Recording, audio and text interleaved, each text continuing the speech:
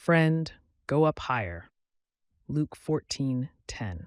When Charles Spurgeon wrote the original morning devotion, salvation was understood as a supernatural change.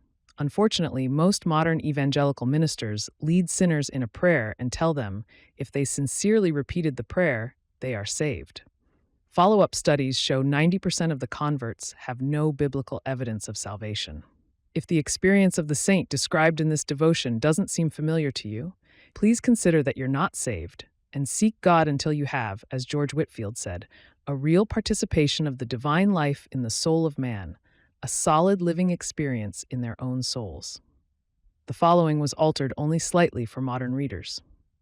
When people are first saved, they draw near to God, but it's with great fear and trembling. The soul, conscious of guilt and humbled thereby, is overawed with the solemnity of its position. It is cast to the earth by a sense of the grandeur of God, in whose presence it stands. With sincere bashfulness, it doesn't lift its head. But later, as the Christian grows in grace, although he'll never forget the solemnity of his position, and will never lose that holy awe which must encompass a saved person when he's in the presence of the God who can create or can destroy, yet his fear has all its terror taken out of it. It becomes a holy reverence, and no more an overshadowing dread. He is called up higher, to greater access to God in Christ Jesus. Seeing there a God of love, of goodness, and of mercy, he will realize rather the covenant character of God than his absolute deity.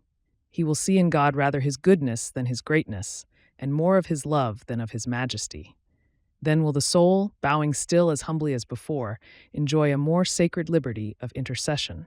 For while prostrate before the glory of the infinite God, it will be sustained by the refreshing consciousness of being in the presence of boundless mercy and infinite love, and by the realization of acceptance in the Beloved. Thus the believer is bidden to come up higher and is enabled to exercise the privilege of rejoicing in God and drawing near to him in holy confidence, saying, Abba, Father.